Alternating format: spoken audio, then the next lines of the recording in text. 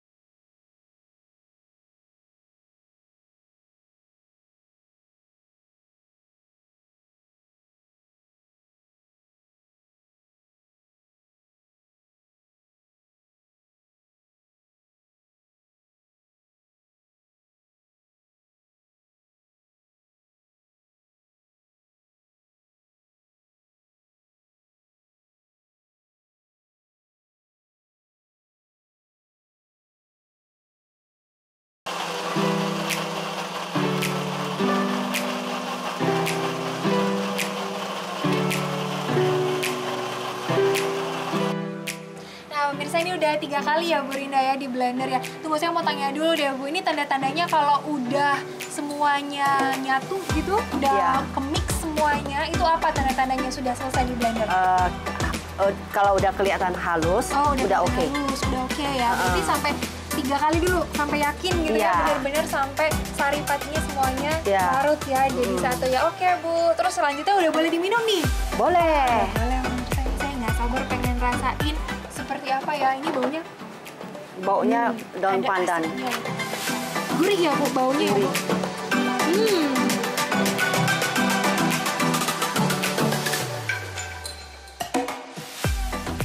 Nah, ini dia pemirsa nih, susu kedelai buatannya Bu Rinda ya Bu. Saya cobain ya Bu? Ya, cobain.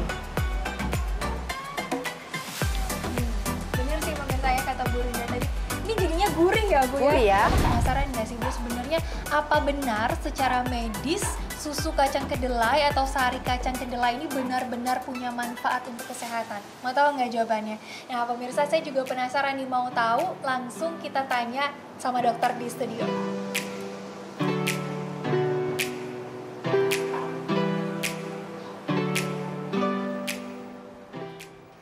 Wah dok, waduh enak ya siang-siang ini minum susu kedelai. Seger ya. Pastinya beda dengan susu sapi kan? Beda nih, coba dokter Haikal cobain Coba susu ya, sapinya. saya coba ini ya. Ini kayak susu sapi nih. Iya. Beda ya. Pastinya beda, tapi pasti manfaatnya juga beda nih dok. Betul. Dan katanya nih bagus buat jantung dan katanya lebih banyak manfaatnya loh daripada susu sapi. Tapi benar gak sih dok? Nah, dan juga katanya bagi laki-laki ini juga ada yang bilang manfaat untuk menjaga prostat. Tapi ada juga yang bilang nggak boleh berlebihan. Wah, berhubung masih pro dan kontra nih, langsung saja kita tanyakan ke Dokter Marias, spesialis gizi klinis. Halo, Siang dok, selamat siang, apa kabar? Apa kabar dok? Apa kabar? Iya. Baik Sehat dong. semua ya. Dokter suka susu kedelai? Oh suka sekali. Kebetulan karena saya tidak bisa minum susu sapi karena laktos intoleran. Jadi saya biasanya kalau udah rasa-rasa kepengen minum yang serupa susu, saya milihnya susu kedelai. Iya. Tapi oke, ini kita punya mitos atau fakta nih dok mengenai susu kedelai. Katanya susu kedelai ini bagus untuk kesehatan jantung. Mitos atau fakta dok? Oh ini fakta dong. Fakta. Ya, karena gini, dalam komponen aktif dalam susu kedelai ternyata mampu menurunkan kadar kolesterol jahat dan juga tetap menjaga keseimbangan agar kolesterol HDL yang baik ini tetap dalam kadar yang cukup. Jadi kalau ditanya bagus untuk kesehatan jantung, ya bagus, tetapi perlu diingat jantung yang bagaimana, yang resikonya tadi kalau kolesterolnya komponen yang LDL-nya ini lebih tinggi. Kalau gangguan jantung karena gangguan yang lain, nah ini bukan alternatif menggunakan susu kedelai. Jadi baik untuk jantung, Dok, ya? Ya, betul sekali. Tapi, Dok, ini juga ada mitos yang berkembang di masyarakat. Katanya laki-laki kalau konsumsi susu kedelai berlebihan, ini bisa menyebabkan gangguan pembentukan sperma. Ini fakta atau mitos, Dok? Ini fakta. Waduh. Kenapa fakta? Karena tadi Dokter Sheila udah bilang bahwa memang sebenarnya masih kontroversi bahwa ada yang mengatakan penelitian, ternyata bukan kualitas sebenarnya, jumlahnya spermanya berkurang, tetapi sebenarnya bukan mempengaruhi kualitas. Tetapi di sisi lain sebenarnya ternyata justru baik-baik aja tuh terhadap baik jumlah maupun kualitas sperma. Jadi ini memang masih dikatakan kontroversi, tapi memang fakta bahwa ini masih dalam pertanyaan. Yang perlu diperhatikan karena yang dikhawatirkan adalah zat aktifnya namanya isoflavon. Jadi mungkin ada baiknya tidak mengonsumsi berupa suplemen yang mengandung isoflavon. Tetapi kalau masih dalam bahan makanan sumber ini masih baik. Jadi artinya kalau misalnya mendapatkan kedelai dari sumber makanan lain seperti tempe tahu, nggak apa-apa, tidak apa-apa. Oke, ini masih ada mitos atau fakta berikutnya, Dok. Katanya sering konsumsi susu kedelai dapat tingkatkan resiko kanker payudara dan juga kanker rahim. Ini mitos. Karena memang beredar sekali bahwa di dalam komponen aktif susu kedelai, kacang kedelai ya, terutama entah itu susu, entah itu tahu, tempe, dikatakan aktifnya ini menyerupai estrogen. Oh gitu. Gitu ya. Jadi beberapa kanker yang ada kaitannya sama estrogen, kaitannya dihubungkan dengan jangan makan tahu tempe, jangan minum susu kedelai banyak-banyak. Tetapi ini sebenarnya mitos karena rupanya kandungan dari susu kedelai ini juga bersifat antioksidan.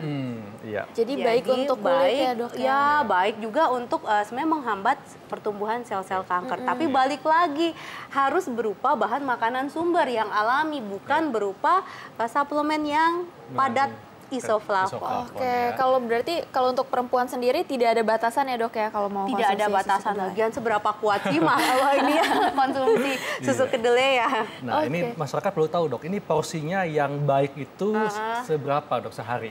Bisa sekitar 100 sampai 200 gram dari susu kedelai. Dari kacang kedelainya ini. Ya. Semana nih, Dok? Kalau sepiring ini kelihatannya bisa mencapai 200 sampai 300 gram. Jadi tergantung nih dalam satu gelas ini kacang kedelainya berapa banyak. Karena biasa pembuatannya ada yang encer, ada yang kental. Lalu satu lagi nih, Dok, hati-hati kalau pembuatannya mengandung gula. Oke. Jadi kalau ada kata berlebihan gulanya sama aja, Dok, ya? Sama aja. Jadi lebih baik mungkin dibuat sendiri. Yang kita cari kan bahan aktifnya ya. Oke. Nah, nih, Dok, ada lagi yang mengatakan bahwa konsumsi susu kedelai dapat mengendalikan tekanan darah. Ini fakta atau mitos? Ini fakta. Fakta. Kenapa nih, Dok? Balik lagi karena komponen-komponen aktif di dalam susu kedelai, kacang kedelai kan tidak hanya isoflavon, banyak sekali ada ratusan komponen aktif. Nah, ternyata untuk yang rutin mengonsumsi dengan catatan tanpa gula tambahan ya, ini rupanya bagus untuk pembuluh darah. Balik lagi ini juga bagus untuk mengontrol tekanan darah. Tapi tetap harus diminum ya obat tekanan darahnya ya, Dok. Kalau sih jangan sampai cuma minum susu. Ini bukan obat, ini makanan. Hanya jadi membantu, Dok, ya. Betul sekali. Wah, ini menarik banget ya, dan kita akan terus gali nih fakta mitos seputar susu kedelai, tapi saat lagi tetap di acara Ayo Hidup Sehat.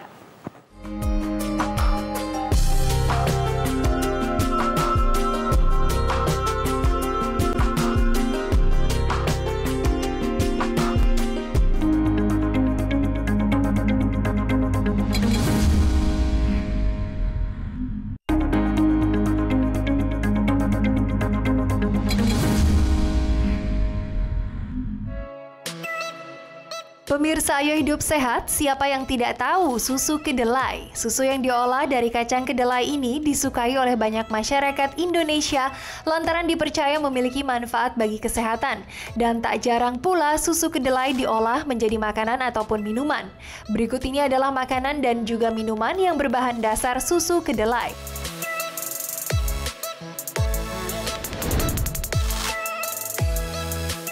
Yang pertama adalah es krim. Jika biasanya bahan dasar es krim adalah susu sapi, maka kini ada olahan es krim berbahan dasar susu kedelai.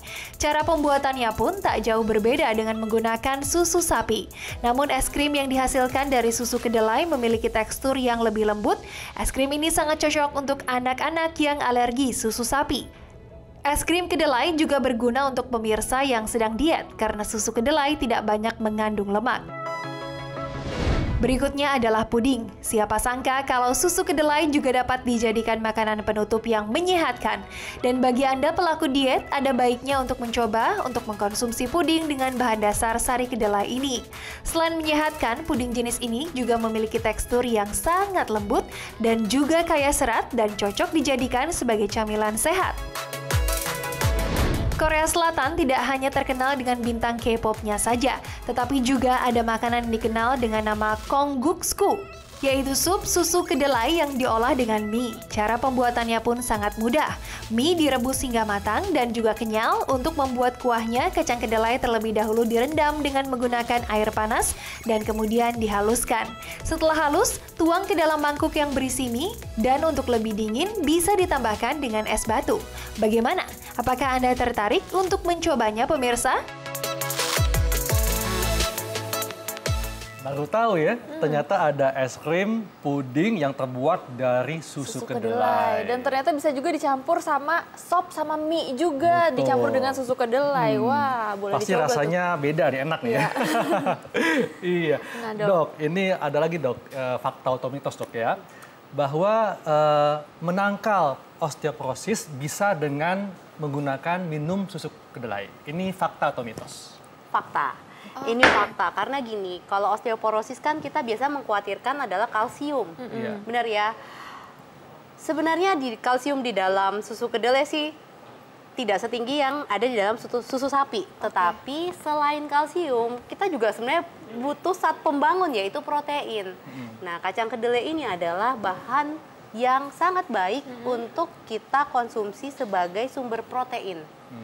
Jadi sumber protein yang ada hewani, ada nabati. Nah, nabati salah satunya adalah dari kacang kedelai.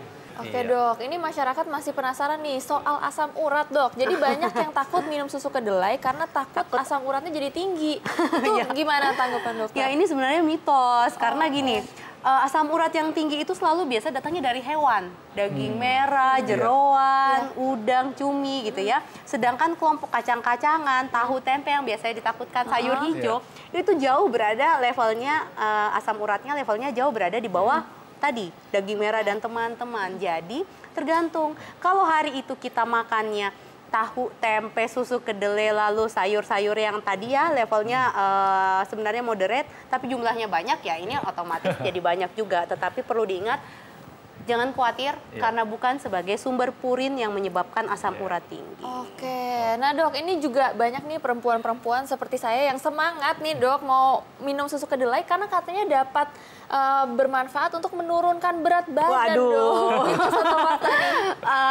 Daripada minum obat gitu ya, minum susu kedelai aja. Iya, dok. Ini fakta. Ini fakta, tapi Kenapa, balik dok? lagi.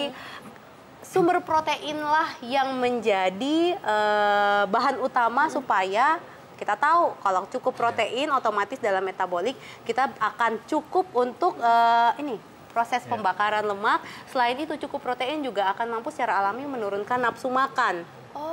Tetapi ya tadi ya dok, jangan sampai susu kedelainya udah campurannya. Nah itu dia ya, Iya, campur kayak gula, gini nih, dok, Ya, bentuk es dicampur krim tadi ya, aduh, terus jadi mie, terus makanya jadi banyak ya, Sama aja, targetnya Dok, ya. jadinya nggak tercapai. Oke. Nah ini ngomongin susu kedelai, kita perlu tahu nih sejarah pembuatan susu kedelai. Berikut tayangannya.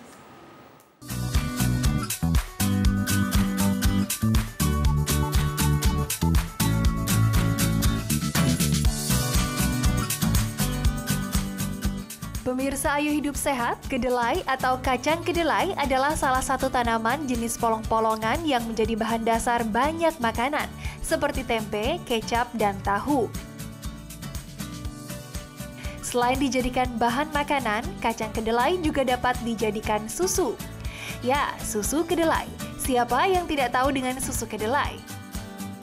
Susu kedelai ialah semacam minuman yang dibuat dari kedelai dan kerap dikonsumsi oleh mereka yang memiliki alergi pada susu sapi. Manfaat susu kedelai pun sangat banyak. Selain itu, dapat dikonsumsi oleh siapa saja, tentunya dengan takaran yang ideal.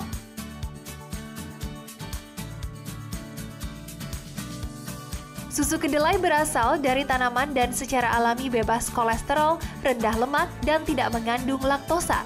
Pada 1900 tahun yang lalu, Raja Huainan yaitu Liu An menggiling kacang kedelai yang telah direndam selama beberapa waktu, menghasilkan sebuah cairan yang dikenal dengan susu kacang.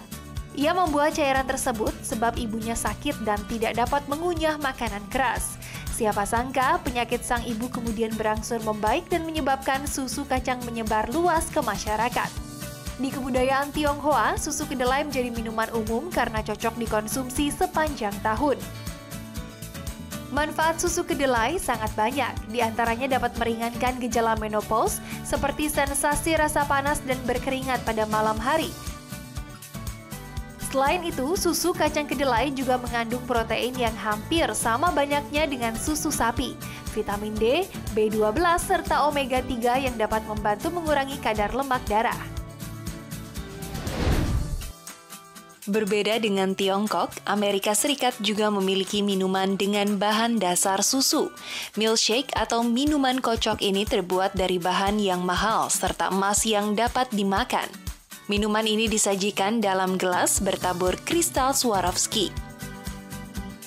Minuman yang diberi nama Lux Milkshake ini menjadi minuman termahal dengan harga $100 atau hampir 1,5 juta rupiah dan berhasil masuk ke dalam Guinness World Record. Lux Milkshake sendiri dibuat oleh seorang chef bernama Joe Calderon, di mana ia mencampurkan susu yang diambil dari Kepulauan Channel yang terkenal dengan memiliki lemak yang tinggi. Susu pun dicampur dengan vanila Tahiti dan krim mewah yang ditambahkan dengan edible gold atau emas 23 karat yang dapat dimakan. Tertarik untuk mencobanya pemirsa?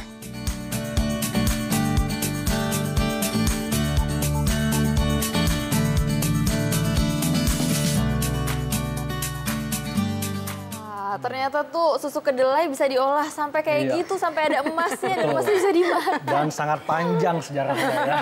Iya betul. Iya. Nah dok, ini kalau misalnya untuk masyarakat bisa mendapatkan manfaat yang maksimal nih dok dari susu kedelai, apa nih dok tips-tipsnya? Ya konsumsilah memang susu kedelai yang pure susu kedelai. Jadi tidak ada campuran apapun dan pastikan memang bahan yang digunakan adalah takaran yang cukup.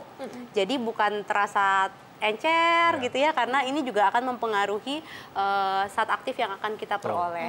Kalaupun kita tidak menyukai bentuk cair, berarti kita masih bisa mendapatkan manfaat dari kedelai sendiri berupa olahan seperti tahu atau tempe. Karena tempe rupanya kalau kita konsumsi ini membuat sensasi bagus dan nyaman di saluran cerna. Mudah dicerna sehingga kita juga dapat memperoleh manfaat protein yang lebih maksimal. Dan batasannya dok? Cukup sebatas 100 sampai 200 gram. Ini kalau menjadi minuman memang agak sulit kita konversi, tetapi kalau menjadi tahu dan tempe ini bisa sekitar 4 sampai 5 potong. Sehari dok ya? Sehari. Iya. Baik dokter, terima kasih penjelasannya. Terima kasih sangat dok, manfaat sekali. terima kasih sekali. Oke, saat lagi kita akan membahas mengenai gangguan irama jantung. Jangan kemana-mana, tetap di Ayo Hidup Sehat.